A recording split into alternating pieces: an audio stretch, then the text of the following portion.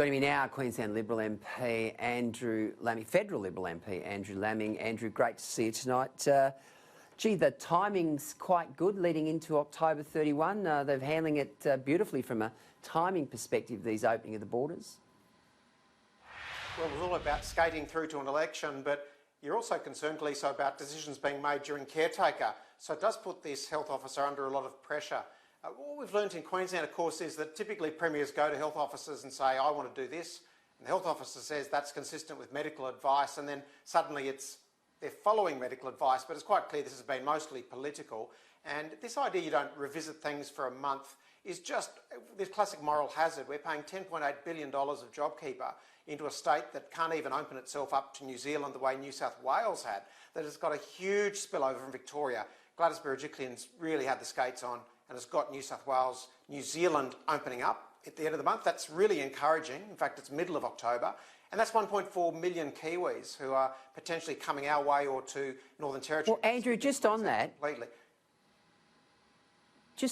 why isn't Queensland part of that bubble? Why is New South Wales an NT? Is it because they won't sign up to some sort of Commonwealth hotspots code? What is it?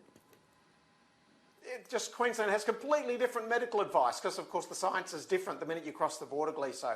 I mean, this is why we just needed some consistency. And the only way to get consistency is to release the health advice publicly. Then CHOs would be having to follow the science and not their master, which is what's happened in Queensland. This has all been to get this Premier through to the election. And I know people disagree with me, but we've lost too many people as a result of refusing to allow people to cross a border for emergency medical procedures. And we've lost sight of the science. It's left behind in the last solar system, as I've said. So now Queensland tourism will pay the price right through this month as Kiwis travel elsewhere. It's just a credit to some of these states. They're Labor and Liberal states that got serious, but we will never forget, history will never forget WA and Queensland, who, when a mate needed a hand, and that mate is Victoria, we were nowhere to be seen. We picked up no slack whatsoever. Queensland opened just 12 hotels for quarantining and let this trickle in through Brisbane Airport when we could have done so much more. We've got 2,000 hotels and we're using 12 for quarantine at the moment. Well, Andrew, it's interesting you mention the lack of economic narrative in this whole debate in Queensland. And I have a theory, and I mentioned it earlier today on Sky. I believe this is an election, there'll be two elections in Queensland on October 31. There'll be one in southeast Queensland, and I think the status quo will pretty well remain. I think a lot of southeast Queenslanders, particularly with the amount of public servants here, will reward the Palaszczuk government for keeping us essentially safe.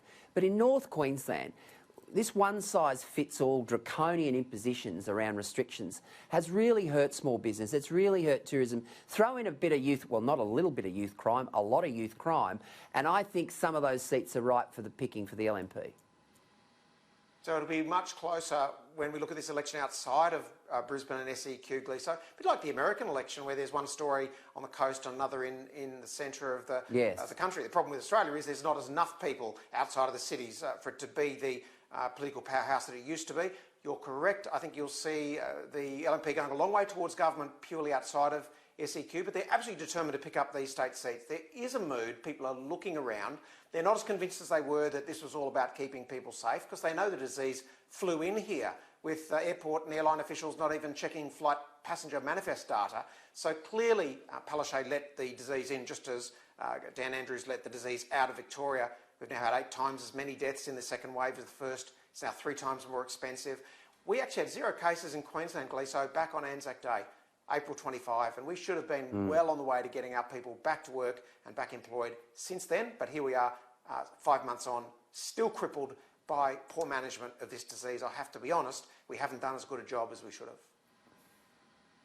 Andrew, what about the jingoism, the sort of almost xenophobic way in which the Premier of Queensland constantly wants to duke it out with the Prime Minister, with Frydenberg? You've got Frydenberg and Dutton versus Miles. I mean, that's an old Sir Joe trick.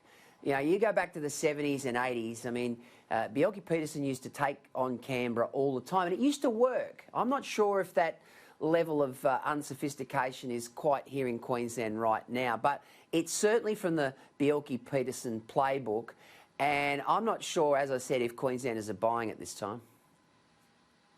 So the frontier states, Gleeson, still have that attitude, I've got my slice of paradise and the rest of you can get lost.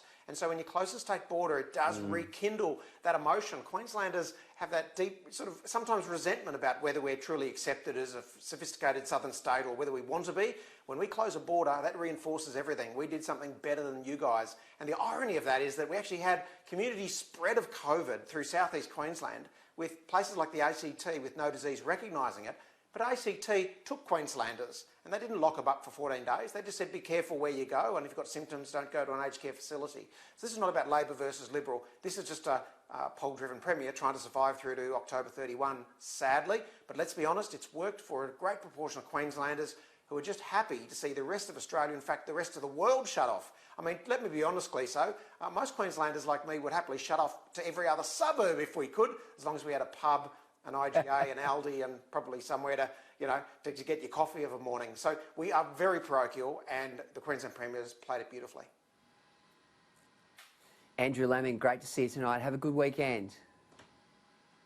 Thank you, Gleeso. Bye-bye.